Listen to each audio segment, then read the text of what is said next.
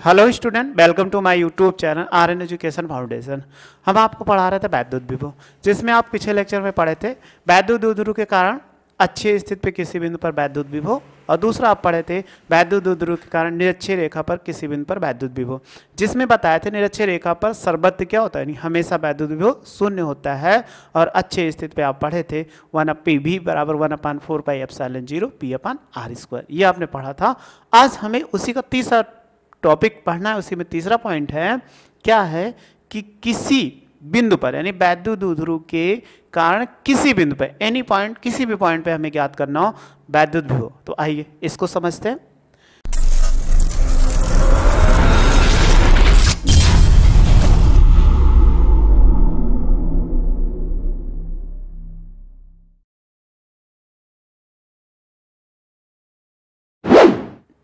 देखो लिखा है, फिगर आपके सामने बना हुआ है, बहुत आसानी से बना दी, इसलिए थोड़ा सा आपको अच्छे से समझ में आ जाए, क्योंकि टाइम भी बचत हो जाता है अगर आपको इसमें। तो इसीलिए हमने अब थोड़ा सा, अगर आप कहोगे तो थोड़ा सा इसको हम गाढ़ा कर दें तो और ज़्यादा दिखेगा, बस ज़्यादा नहीं, 1-2 लाइनें खींच देते हैं। देखो इसमें क्या माना गया कि वैद्युत द्विध्रुव ए बी था, यानी ये क्या है, वैद्युत द्विध्रुव ए बी है, यानी ये क्या है, एक वैद्युत द्विध्रुव ए बी है, यहाँ से यहाँ तक एक वैद्युत द्विध्रुव ए बी है। तो ए बी जो रखा गया ये किसी पर भी, यानी ये वैद्युत द्विध्रुव ए बी ले लिया गया। जब ए बी ले लिया गया तो इसकी दिशा आप जानते हो, माइनस आवेश से प्लस आवेश, यानी दिशा ये हो गया। इसका मध्यबिंदु क्या है, ओ है, यानी यहाँ पर जो लिखा गया है मध्यबिंदु क्या है, ओ है। अब आप जानते हो दूरी तो इसकी जान ही रहे हो कि दूरी से ऐसा तो आपको कोई प्रॉब्लम नहीं होगी, दूरी नहीं जानते होंगे, दूरी आप जानते होंगे कि दूरी देखो आधी दूरी क्या हो, एल इस साइड हो जाएगी और इस साइड क्या हो जाएगा, एल हो जाएगा, यानी इसकी दूरी एल, क्योंकि बीच की दूरी कितना होता है, 2l होता है। अब 2l होने पे आधी दूरी क्या होगी, इस तरफ यहाँ पे, तो इसकी आधी दूरी एल और आधी दूरी एल। अब इसके किसी बिंदु पे, तभी हमने एक पढ़ा था अच्छी और निरक्षीय। अच्छे का मतलब दोनों आवेशों के मिलाने वाली रेखा के सीध में, और निरक्षीय का मतलब दोनों आवेशों के मध्य बिंदु से लंबार्धक, लंबार्धक सीधा ऊपर की ओर या नीचे की ओर निकाला जाए तो लंबार्धक रेखा पर। अब हम पढ़ रहे हैं ना तो इसके मिलाने वाली रेखा के सीध में है और ना ही क्या है, इनके लंबार्धक है। अब कोई पॉइंट यहाँ पर P है जिस पे आपको वैद्युत विभव की गणना करना है, इस पॉइंट P पर। अब देखो इसके लिए क्या कर दिया गया, एक रेखा खींच दी गई। सबसे पहले अगर इससे मिलाएंगे तो ये आवेश हो गए, इससे आप मिला दोगे तो ये देखो इस पे यहाँ तक मिल गया। फिर दूसरा अगर मिलाएंगे तो ये मिल गया, इनके कारण दूरी। तो इसके लंबार्धक दूरी के कारण हमें ज्ञात करना है। तो इनके बिंदु O से, ये माना गया बिंदु O के यानी मध्य बिंदु O से स्मॉल r दूरी पर एक बिंदु क्या है, P है, जिस पर हमें वैद्युत विभव की, यानी माना वैद्युत ए बी है, इसके मध्य बिंदु O से स्मॉल r दूरी पर एक बिंदु P है, निरक्षीय यानी किसी भी बिंदु पर एक बिंदु P है जिस पर वैद्युत विभव की गणना करना है। अब इनके लिए हम क्या करते हैं, क्योंकि हमें ना तो इनके बीच की दूरी मालूम है, तो इनसे क्या करते हैं, इनसे यानी ये भुजा जो बराबर इससे एक क्या कर दो, लंबार्धक रेखा की, जो लंबार्धक लंब रेखा, जब इससे हम इसको CP ये लंब डाल दिए, ठीक, जब लंब डाले तो इस तरफ भी लंब होगा, इस तरफ।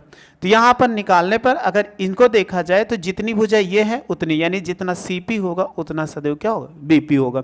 सेम उसी प्रकार इन भुजा को जब हम इससे बढ़ाते हैं, यहाँ पर इस दिशा में बढ़ाते हैं, इस दिशा में जब बढ़ाए तो उतनी दूरी इधर बढ़ा लिए, तो ये इस प्रकार इस पर क्या होता है, लंब होता है, ये भी लंब रहेगा। तो लंब होने पर ये 90 अंश का क्या बन जाएगा, एंगल बन जाएगा, यानी 90 अंश का एंगल बन गया। अब इनको ऐसे मिला दिया गया। अब मिलाने पर हम अगर कहो और थोड़ा गाढ़ा कर दें,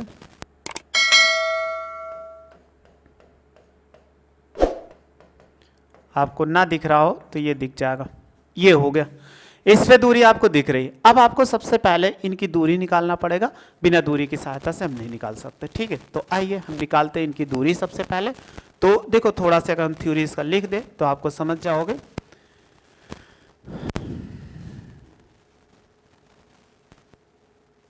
अब आपको दिख रहा होगा, थोड़ा सा छोटा कर दिए, बड़ा कर लेंगे अगर जरूरत पड़ेगी। अच्छा इतना बड़ा कर देते हैं, ठीक, जिससे आपको दिख।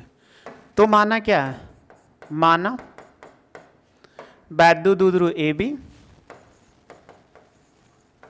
वैद्युत द्विध्रुव ए बी है, जिसके कारण किसी बिंदु P पर, किसी बिंदु P पर वैद्युत विभव ज्ञात करना है। यानी हमें विभव ज्ञात करना है।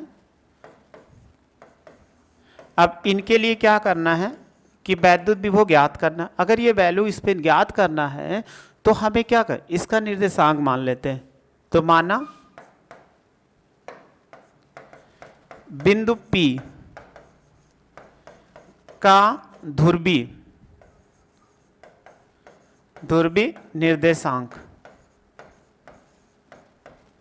निर्देशांक जो है वो r थीटा, ऐसे मान लिया गया। अब थीटा का मतलब प्रौचल के पदों में हो जाएगा। अब इसका थीटा भी माना गया, तो अभी आप देखेंगे इसका निकालो। अब क्या करिए, इनके बीच की दूरी निकालिए। तो अभी हमने कहा ये CP इसके बराबर है, और ये जो AP दिख रहा है आपको,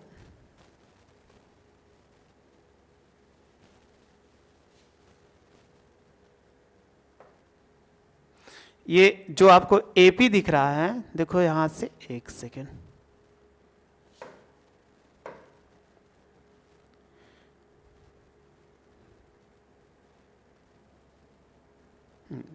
पेपर उठ जा रहा था इसलिए।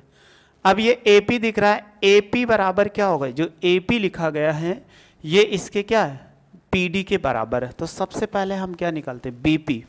तो BP अगर भुजा निकालेंगे, क्योंकि BP को निकालने पर ही पता चलेगा मेरा, जब BP को निकालेंगे, थोड़ा सा जूम कम कर देते हैं ताकि आपको दिखे।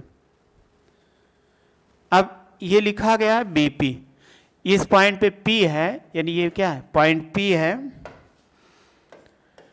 ये पॉइंट P है। अब पॉइंट P पे अगर हम BP बराबर निकालें तो क्या लिख सकते हैं, अगर आप BP बराबर कहेंगे तो क्या होगा, CP होगा। BP बराबर CP, क्योंकि ये इसके बराबर है। अब ये देखो, अगर यहां से तो OP होगा, OP में से क्या निकाल दिया जाए, OC माइनस कर दे, बट OC की वैल्यू नहीं मालूम है। सेम इसी प्रकार अगर हम AP निकालें तो AP बराबर क्या हो, ये इस पे खींचा गया तो ये DP हो जाएगा, और DP में से क्या देखो, अगर इससे यहां पर निकालेंगे तो OP और प्लस कितना, OD। अब हमारे पास दो प्रॉब्लम फंसी, OC और OD नहीं मालूम है। अब OC और OD नहीं मालूम है, तो जूम करके हम आपको थोड़ा सा दिखाते हैं तो भी आप समझ जाएंगे। ये आपको अब दिख रहा होगा कैसा ट्रायंगल, ये ट्रायंगल आपको दिख रहा होगा OC, यानी ये कहां पे C है, ये पॉइंट जो है वो C है, और ये पॉइंट क्या है, D है। इस पे दिख रहा होगा। अब अगर सबसे पहले देखो OC कोण ये कितना है, यहां पर ये मान लिया थीटा है, तो कोण के सामने की भुजा लंब होती है। तो आप पढ़े होंगे कॉस थीटा बराबर क्या होता है, आधार बटे क्या होता है, कर्ण, यही तो होता है। तो आप सबसे पहले देखोगे, अगर इनके सामने की भुजा, नहीं सॉरी, ये कोण थी, वो तो 90 अंश था, अभी पीछे बताए थे, ये 90 अंश था, ये कोण है, ये कोण थीटा है। अगर थीटा कोण के सामने की भुजा ये क्या होगी, लंब होगी, तो कर्ण ये हो जाएगा। तो आधार क्या होगा इस पे, तो हम कॉस थीटा बराबर लिख सकते हैं कि आधार कितना, OC बटे OB। तो देखो OC बराबर कितना, OB कॉस थीटा, तो ये क्या, OB बराबर यहां से यहां तक वैल्यू कितना, L कॉस थीटा हो जाएगा। ठीक, इसी प्रकार अब इस त्रिभुज में जब आते हैं तो ये कोण कितना, अगर ये कोण थीटा था तो शीर्षाभूमि कोण क्या होगा, ये भी थीटा हो जाएगा। तो कोण के सामने की भुजा लंब, तो आधार ये हो जाएगा। तो हम OD बराबर लिख सकते हैं कि L कॉस थीटा, ये सेम होगा। तो आप देखो दोनों की वैल्यू पुट कर दो, जूम इन कर देते हैं थोड़ा सा,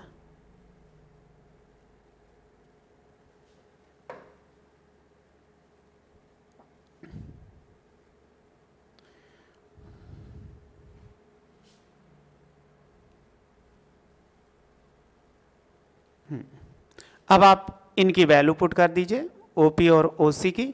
अगर OP की वैल्यू कितना था, देखो इसकी वैल्यू R थी, OP की वैल्यू R, इसकी वैल्यू L cos थीटा हो जाएगा। इसकी वैल्यू R था, OD की वैल्यू कितना, L cos थीटा हो जाएगा। ये आपको समझ में आ गया। अब देखो सबसे पहले निकालते हैं प्लस आवेश के कारण, प्लस क्यू आवेश के कारण, आवेश के कारण, कारण बिंदु P पर विभव। तो विभव का फार्मूला आपको याद ही होगा, नहीं याद होगा कोई बात नहीं, हम लिख देंगे अभी। विभव का फार्मूला क्या होता है? B बराबर 1/4πε0 और Q बाई कितना R, यही तो होता है। तो आप वैल्यू पुट कर दो, जब वैल्यू पुट करेंगे तो ये B1 मान ले, तो B1 बराबर 1/4πε0 ये हो जाएगा। और आवेश कितना था Q, और देखो इनके कारण निकाल रहे हैं तो दूरी कितना है, ये प्लस Q, तो इनकी दूरी BP है, तो BP बराबर हमने निकाला है R माइनस, कितना निकाला है R minus L cos theta, ये निकाला है। तो इतना रख दिए। फिर ऐसे माइनस Q आवेश कारण निकालो, माइनस Q आवेश के कारण बिंदु P पर विभव। अगर इस पे विभव निकालते हैं तो विभव कितना हो जाएगा, तो देखो दूरी अभी निकाले थे OD, तो B2 बराबर फार्मूला वही होगा 1/4πε0, लेकिन माइनस है तो आगे जानते हो माइनस आवेश कारण क्या हो जाता है, माइनस हो जाता है। और Q बाई कितना होगा दूरी, तो दूरी देखो इस पे अगर दूरी देखा जाए यहाँ से लेकर ये दूरी यहाँ से यहाँ तक देखा जाए तो OD था, तो OD बराबर हमने AP निकाला, या DP बराबर AP बराबर DP, और DP बराबर ये दूरी निकाल दिया और दूरी की वैल्यू पुट कर दीजिए, तो कितना हो जाएगा R plus L cos theta. अब आप पढ़े थे कि वैद्युत विभव कैसी राशि, एक अदिश राशि है, तो वैद्युत विभव अदिश राशि, तो बिंदु P पर निकाल दीजिए परिणामी विभव, बिंदु P पर परिणामी विभव। अगर परिणामी विभव निकालेंगे तो ये कितना हो जाएगा इस पे, तो B बराबर V1 और प्लस क्या कर सकते हैं B2, क्योंकि अदिश राशियाँ जुड़ जाती है। तो देखो ये माइनस था और अगला क्या है प्लस है, तो वैल्यू पुट कर दो। जब वैल्यू पुट करेंगे तो ये कितना होगा 1/4πε0 और Q बाई कितना R minus L cos theta होगा, और दूसरा माइनस है इसलिए 1 माइनस हो जाएगा 1/4πε0 Q by R plus L, और ये कितना होगा cos थीटा हो जाएगा। दोनों में देखो कॉमन जो है वो ले लीजिए, तो आप कहोगे Q कॉमन है अंश में और नीचे कितना कॉमन है 4πε0, तो यहाँ पर बचा 1 R minus L cos theta बचा, और माइनस इस साइड में ये denominator R plus L cos theta बचा। अब आप क्या करो क्रॉस मल्टीप्लिकेशन करा दो डिनोमिनेटर में, तो भी बस आसानी से आ जाएगा। तो B बराबर Q बाई 4πε0, देखो जब इसको इससे गुणा कराएंगे तो R और प्लस L cos थीटा, देखो ये इससे गुणा होगा तो माइनस R हो जाएगा, ठीक। जब इसको माइनस माइनस गुणा कराएंगे तो प्लस L cos थीटा हो जाएगा, और divided by R minus L cos theta, और इनकी वैल्यू भी ऐसे गुणे में लिख दिया जाएगा R प्लस L, और ये कितना cos थीटा हो जाएगा। देखो R से R कैंसिल आउट क्योंकि प्लस माइनस है, और इन दोनों को जोड़ दो, जब आप जोड़ेंगे तो कितना निकल के आएगा B बराबर Q बाई 4πε0, तो L जुड़ेगा तो 2L cos थीटा बटे R स्क्वायर, और माइनस कितना A square minus B square, तो ये प्लस है तो A minus B A plus B, तो R square minus L square cos square theta हो जाएगा। अगर हम इनको इसके साथ कर दें यानी Q को साथ में कर दो L के, तो B बराबर कितना लिख सकते हैं 1/4πε0, और ये कितना होगा 2QL और इंटू कॉस थीटा बटे R स्क्वायर और माइनस L स्क्वायर इंटू कितना कॉस स्क्वायर थीटा हो जाएगा। अब चूंकि आप पढ़े होंगे वैद्युत द्विध्रुव आघूर्ण P बराबर क्या होता है 2QL, ये होता है वैद्युत द्विध्रुव आघूर्ण। तो ये वैल्यू यहाँ पर पुट कर दीजिए। जब पुट करेंगे तो 1/4 pi epsilon not P cos theta, यानी P कॉस थीटा बटे R स्क्वायर और माइनस L स्क्वायर और कॉस स्क्वायर थीटा, ये इसका फार्मूला आ जाएगा। लेकिन अभी और हम कर सकते हैं, यदि क्या हो जाए, देखो कंपेयर कर लो, यदि L स्क्वायर और कॉस स्क्वायर लेस देन कितना R स्क्वायर है, यानी ये क्या बड़ा हो जाए इसकी अपेक्षा ये कितना बहुत छोटा हो जाए, क्योंकि ये छोटा था। तो यहाँ पर वैल्यू ये टर्म्स को हटा देंगे, यानी ये पूरा टर्म्स हटा दीजिए, तो B बराबर कितना बचेगा 1/4 pi epsilon not P cos theta by कितना R स्क्वायर, और इसका मात्रक क्या होता है वोल्ट होता है। ये इतना हो जाएगा जो हमें ज्ञात करना था किसी बिंदु के कारण वैद्युत विभव। तो किसी भी बिंदु पर आप ज्ञात कर सकते हो। एक इसी में दो और देख लो विशेष स्थितियां। विशेष स्थितियां नंबर 1, अगर थीटा बराबर 0, 0 का मतलब अच्छे स्थिति, अच्छी स्थिति में अगर आपसे पूछा जाए तो अच्छे स्थिति क्या होगा, उसके लिए थीटा बराबर 0 रखेंगे तो B बराबर कितना हो जाएगा 1/4 पाई एप्सिलॉन नॉट P और कॉस कितना 0 डिग्री बटे कितना हो जाएगा R स्क्वायर।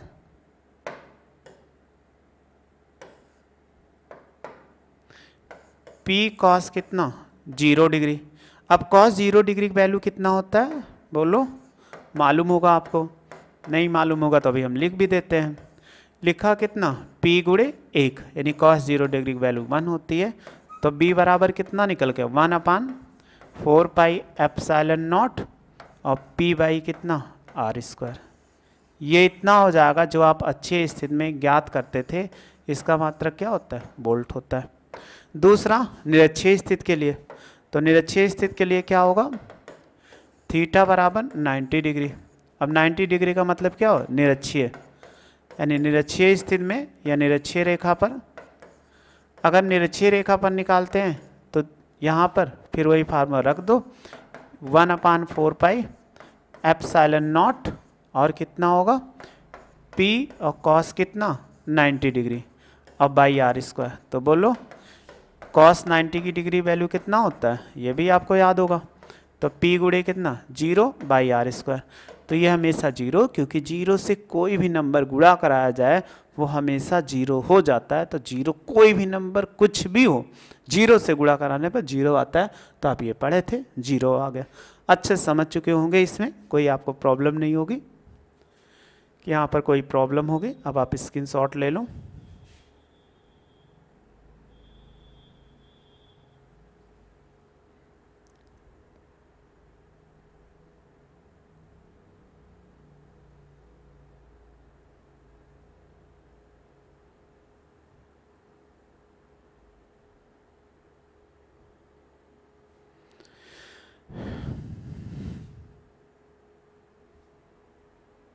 अब इतने के स्क्रीनशॉट ले लो पहले आप।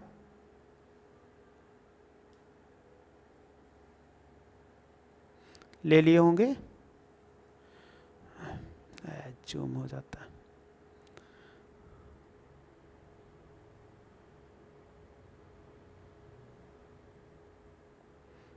इतने का ले लिए होंगे।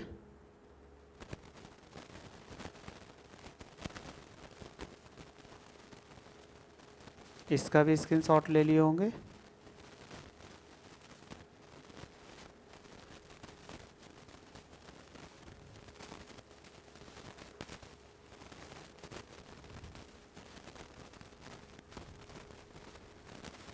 इसका भी आप ले लिए होंगे। ये ले लिए होंगे। देखो अगर फिगर में आपको थोड़ा सी प्रॉब्लम दिख रही है तो हम फिगर को आपको फिर से दिखा दे रहे हैं, जिसको आपको समझ में आसानी से आ जाए।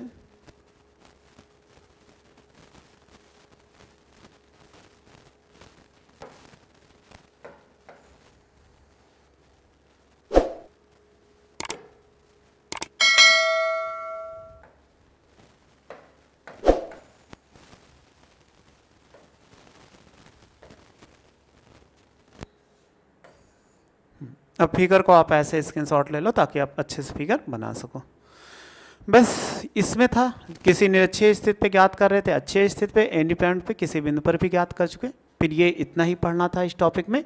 आगे फिर पढ़ते हैं हम समविभव पृष्ठ। अब समविभव पृष्ठ कैसा होता पहले इसको समझते हैं। तो परिभाषा पहले इसका लिख देते हैं।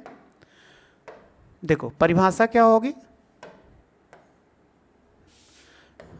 देखो वैद्युत क्षेत्र में खींचा गया वह पृष्ठ, खींचा गया वह पृष्ठ जिस पर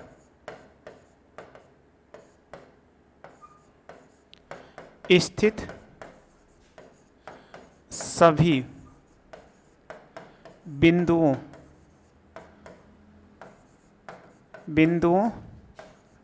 पर विभव क्या हो, समान हो, तो उस पृष्ठ को समविभव पृष्ठ कहते हैं।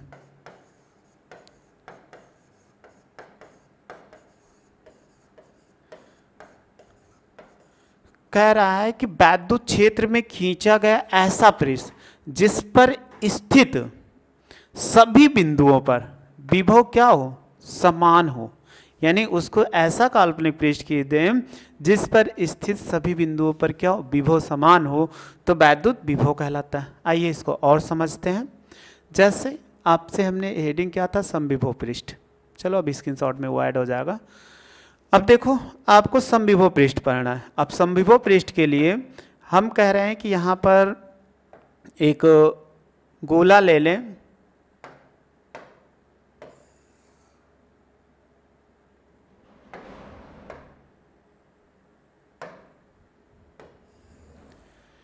ये ले लिया गया। अब आप जानते हो इसके हमने केंद्र पर क्या कर दिया, ऐसे एक हम केंद्र ले लेते हैं सबसे पहले। अब आप सबसे पहले यहाँ पर कोई क्या होगा, आवेश Q है, तो आवेश Q अपने एक स्थिर आवेश होता है, वो अपने चारों तरफ क्या करता है, वैद्युत क्षेत्र उत्पन्न करता है। अब वैद्युत क्षेत्र उत्पन्न करेगा तो हम क्या करेंगे, ये प्लस Q आवेश है। अगर प्लस Q आवेश है तो आप कहोगे कि वैद्युत क्षेत्र कैसे हो, अगर जाएगा तो इस दिशा में, इधर की ओर जाएगा, लाइन खींच लेते हैं हम वैसे, एक ऐसे जाएगा या तो ऐसे, ये गलत बन गया, ये बाहर की ओर। अब वैद्युत क्षेत्र अगर खींच रहे हो तो ऐसे, ठीक। और देखो कहीं भी ये अपने बाहर की ओर वैद्युत बल रेखाएं आपको बताए थे पहले लेसन में, तो ये क्या करता है, बाहर की ओर बल रेखाएं ऐसे करेगा, तो इस पे। अब ये कह रहा था कि इसमें हम कोई ऐसा पृष्ठ खींच दे जिस पर स्थित विभव क्या हो, समान हो। तो हम कोई ऐसा पृष्ठ खींचते हैं, जैसे सपोज कर लीजिए हम एक सर्किल खींच लेते हैं। अगर हमने सर्किल खींच लिया तो देखो इस पर स्थित सभी बिंदुओं पर विभव क्या होगा, समान होगा।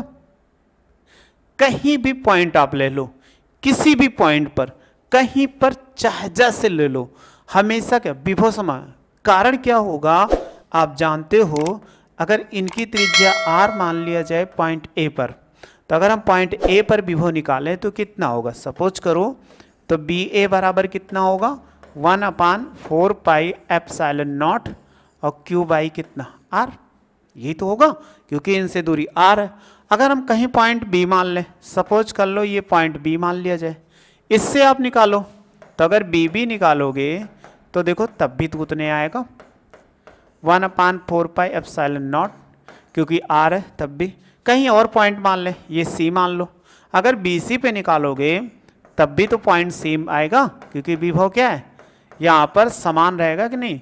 यही तो कह रहा है कि वैद्युत क्षेत्र में खींचा गया वह पृष्ठ जिस पर स्थित सभी बिंदुओं पर विभव समान हो, तो उसी को हम क्या बोलते हैं, समविभव पृष्ठ। तो ये हमारा क्या है, जो सर्किल खींचा गया ये क्या काम करेगा, समविभव पृष्ठ का, यानी ये क्या है, समविभव पृष्ठ। ये इसमें कह रहा है कि ये समविभव पृष्ठ है। इसमें एक चीज देखो, वैद्युत बल रेखा अगर खींची गई तो यहाँ से अगर कोई भी स्पर्श रेखा खींचोगे तो ये कैसा होगा, हमेशा ये इससे तो 90 अंश का कोण बनाएगा कि नहीं। तो स्पर्श रेखा तो ये हमेशा क्या होती है, किसी भी स्थान पे ले लिया जाए ये परस्पर लंबवत होती। एक चीज और देखो, अगर इनके बीच का विभवांतर निकाला जाए, अगर हमसे कहा जाए कि आप विभवांतर निकालिए, जब विभवांतर निकालोगे तो कितना हो जाएगा, विभवांतर अगर निकालें B A minus B B का, तो देखो अगर रखेंगे तो 1/4 पाई एप्सिलॉन नॉट और क्यू बाई आर, और वो भी तो उतना था 1/4 pi epsilon naught Q by R. तो देखो ये घट के कितना आ जाएगा, 0 आ जाएगा। अगर हम बी ए बी निकाला तो कितना 0, ऐसे बी ए सी निकालें तब भी तो 0 आएगा। तो आप किसी भी बिंदु पर अगर विभव निकालोगे शून्य आएगा। जब विभव शून्य आएगा तो आपने पढ़ा था कार्य, तो कार्य बराबर क्या होता है, यानी विभवांतर बराबर W/Q होता है। तो W बराबर Q इंटू डेल्टा भी, विभवांतर भी शून्य होने के कारण कार्य भी शून्य होगा। ये चीज़ याद रखना। अब आप इसका स्क्रीनशॉट ले लो, क्योंकि बस इतने था, बहुत छोटा टॉपिक था।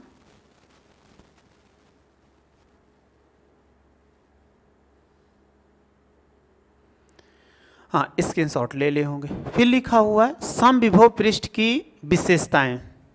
अब समविभव पृष्ठ है तो इसकी विशेषताएं क्या क्या हो सकती, आइए देखते हैं। हमने पीछे बता ही दिया है कुछ। विभवांतर शून्य होता है, यानी समविभव पृष्ठ कोई भी ले लिया जाए उसमें विभवांतर शून्य होगा। तो विभवांतर शून्य है तो कार्य भी शून्य होगा। परंतु जबकि कह रहा वैद्युत आवेश को वैद्युत क्षेत्र के लंबवत ले जाया जाए, यानी आवेश को क्या किया जाए, वैद्युत क्षेत्र के लंबवत। क्योंकि कार्य आप जानते हो कि कॉस थीटा पर डिपेंड करता है, तो कॉस थीटा की वैल्यू, तो आवेश को उनके क्या है कि इनको वैद्युत आवेश को वैद्युत क्षेत्र के लंबवत ले जाएंगे तभी शून्य होगा। फिर कहा समविभव पृष्ठ प्रत्येक बिंदु पर वैद्युत क्षेत्र की दिशा को लंबवत होती है। यानी समविभव पृष्ठ का मतलब हो गया, अभी आपने देखा इस स्थान पे, यही तो हमने बताया समविभव पृष्ठ में प्रत्येक बिंदु पे क्या होती है, वैद्युत क्षेत्र की दिशा लंबवत होती है। चाहे जहां पर खींचोगे तो वैद्युत क्षेत्र की दिशा क्या होगी, लंबवत हो जाएगी। एक टॉपिक और इसी में लिख सकते हैं, क्या लिख सकते हैं, चौथा टॉपिक कि समविभव पृष्ठ, समविभव पृष्ठ वृत्त या कुछ और भी हो सकते, ऐसा नहीं कि हमेशा समान ही रहेगा। समविभव पृष्ठ का मतलब वृत्त ही ना होके कुछ और भी हो सकते। समविभव पृष्ठ हमेशा समान नहीं हो सकते, बस लिख लो समान नहीं हो सकते, या ऐसे लिख सकते हो समविभव पृष्ठ वृत्त या गोले के अलावा, वृत्त और गोले के अलावा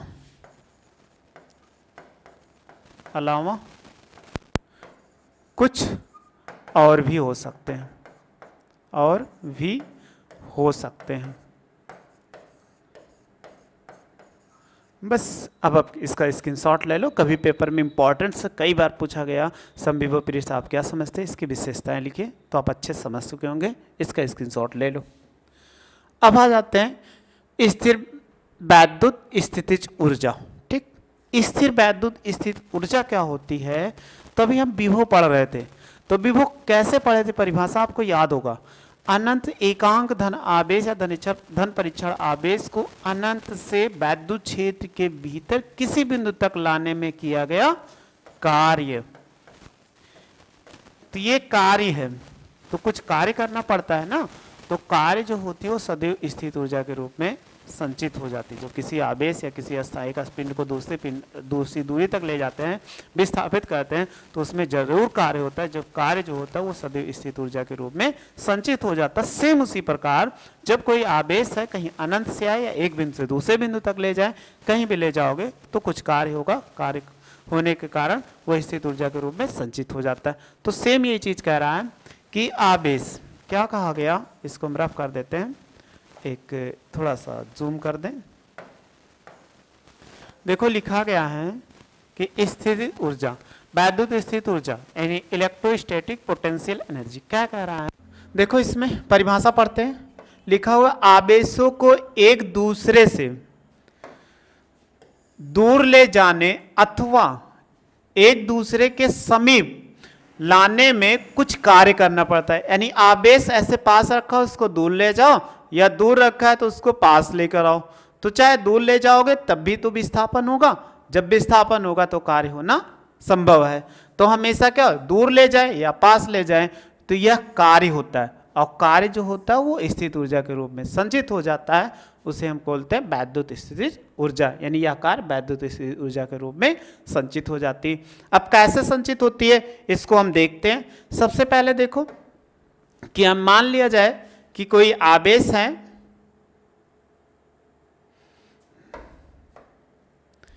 एक मान ले कि ऐसे आवेश यानी कोई निकाय हो जिसमें प्लस Q1 यहाँ पर हो जाए और इस स्थिति पर कुछ दूरी पर प्लस क्या हो Q2 हो, यही तो होगा।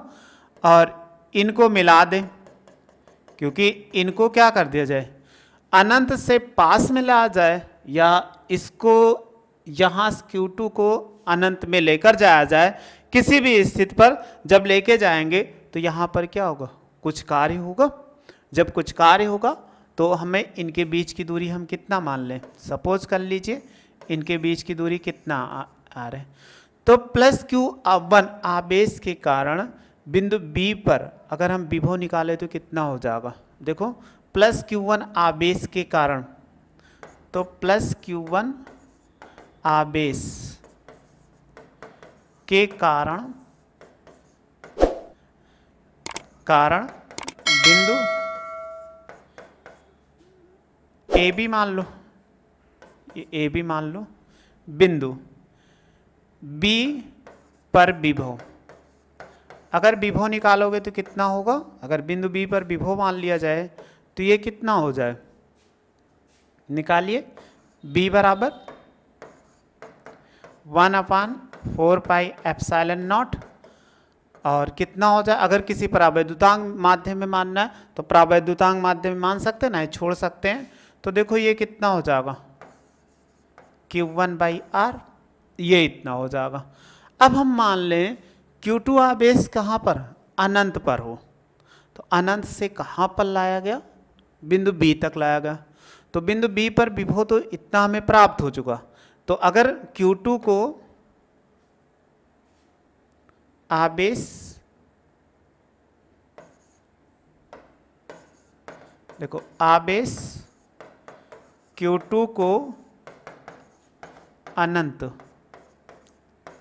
से बिंदु B तक लाने में किया गया कार्य, यानी जो हमने यहाँ पर दिखाया है वो B पर, वो पास में, तो R इसको अनंत से लाया गया। तो विभव की परिभाषा से, तो विभव की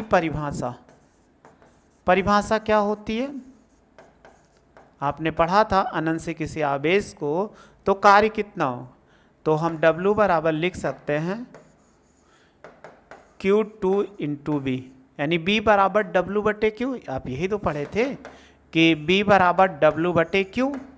अगर W निकालोगे तो QB हो जाएगा कि नहीं, तो हमने Q2 को इधर ला रहे हैं, तो इसीलिए क्या करेंगे, इसमें वैल्यू पुट कर दीजिए। तो W बराबर Q2 है और V की वैल्यू कितना 1/4πε0, और Q1 कितना R हो जाएगा। अब आप देखो अगर इसमें गुणा करा देंगे तो W बराबर कितना निकल के आ जाएगा 1/4πε0 Q1 Q2 और बाई कितना R। ये हो जाएगा कार्य, लेकिन हमें निकालना है स्थितिज ऊर्जा। तो वैद्युत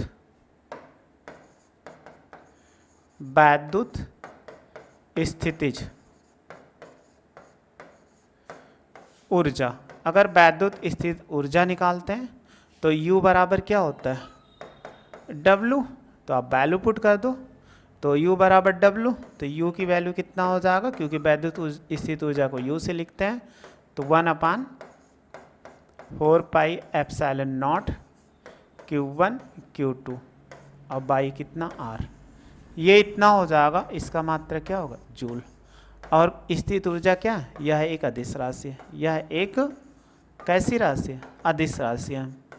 तो अदिश राशियाँ जो होती हैं वो अपने नियमानुसार ही जुड़ती हैं, यानी बीजगणितीय के नियमानुसार जुड़ती हैं। तो ऐसे ये जुड़ जाएंगे। तो आप इसका स्क्रीनशॉट ले लो। थ्योरी इसमें हमने नहीं लिखा तो आप लिखोगे, थोड़ा थ्योरी लिखना चाहो तो लिख सकते हो। एक सेकेंड, यहाँ से लीजिए, ले लिए होंगे स्क्रीनशॉट। हाँ, इसका भी स्क्रीनशॉट आप ले लिए होंगे। अब आपको मान लिया जाए कि कोई ऐसा हो जिसमें किसी निकाय के लिए, जैसे हम मान लें एक, देखो हमने विभिन्न आवेशों के लिए, जैसे एक हमने त्रिभुज ले लिया। अब त्रिभुज एक ऐसा निकाय है तो इनमें त्रिभुजाकार, तो ये मान लिया जाए Q1 हो और ये माइनस Q2 हो और ये कितना प्लस Q3 है। तो ये प्लस Q1 था, तो माइनस प्लस, क्योंकि अदिश राशि है तो प्लस होंगी तो प्लस होंगी, माइनस होंगी। तो हमें स्थित ऊर्जा निकालनी, यानी एक त्रिभुज अगर निकाला जाए तो इस निकाय की स्थितिज ऊर्जा। अब हमें ये पूरा बना दिया गया एक त्रिभुज एक हमारा सिस्टम्स हो गया जिसमें कह रहा है स्थित ऊर्जा। तो अगर U बराबर निकालें तो Q1 Q2 है, तो आप U12 और प्लस कितना U23 और U31 हो जाएगा। बस ऐसे चक्रीय क्रम में निकाल दो। अब बस आवेश को ध्यान देना है। तो U बराबर कितना होगा? 1/4 पाई एप्सिलॉन नॉट, ये होगा। लेकिन Q1 पॉजिटिव था और Q2 क्या था? निगेटिव था, तो इसलिए निगेटिव लेना पड़ेगा। और इनके बीच R12 मान लो, R23 और R कितना 13 या 31 मान लो, उससे कोई दिक्कत नहीं। ये 13 31 लिख सकते हो, जो आपको मन लिखना हो लिख सकते हो। तो ये हो जाएगा R कितना 12, फिर plus 1/4 pi epsilon not minus Q2 और Q3 बटे कितना R23, फिर प्लस 1/4 पाई एप्सिलॉन नॉट, फिर क्या था 12 था तो Q1 और Q3 बटे R13 हो जाएगा। देखो पूरे में जो कॉमन है वो कॉमन ले लीजिए। तो कॉमन ले लेंगे, क्या कॉमन है? 1/4 पाई एप्सिलॉन नॉट कॉमन है, तो यहाँ पर हो जाएगा माइनस Q1 बाई Q2 और बटे कितना R12 हो जाएगा। फिर प्लस ये माइनस है तो माइनस इसको हो जाएगा, तो Q2 और Q3 बटे R23 हो जाएगा। फिर प्लस Q1 और Q3 बटे कितना R13 हो जाएगा। तो ऐसे कोई अगर हमें मिल जाए तो उनकी स्थित ऊर्जा की हम गणना कर सकते हैं किसी निकाय के लिए, यानी बहुत सारे आवेश किसी निकाय मिल रहे हैं तो जो जैसे किसी बिंदु पर ज्ञात करने को कहेगा तो उसके कारण हम वैद्युत विभव की गणना कर सकते हैं। अब आप स्क्रीनशॉट ले लो। बस यहीं तक इसमें पढ़ना था, आगे नेक्स्ट दिन आपको पढ़ाएंगे, बस इसका स्क्रीनशॉट ले लो। तो किसी निकाय के कारण पूछा जाए तो आप ऐसे निकाल सकते हो जिसमें बहुत सारे आवेश स्थित हो, बहुत आसानी से गणना कर सकते हो। और वीडियो अच्छी लगी हो तो लाइक शेयर सब्सक्राइब करिए। वीडियो देखने का थैंक यू सो मच।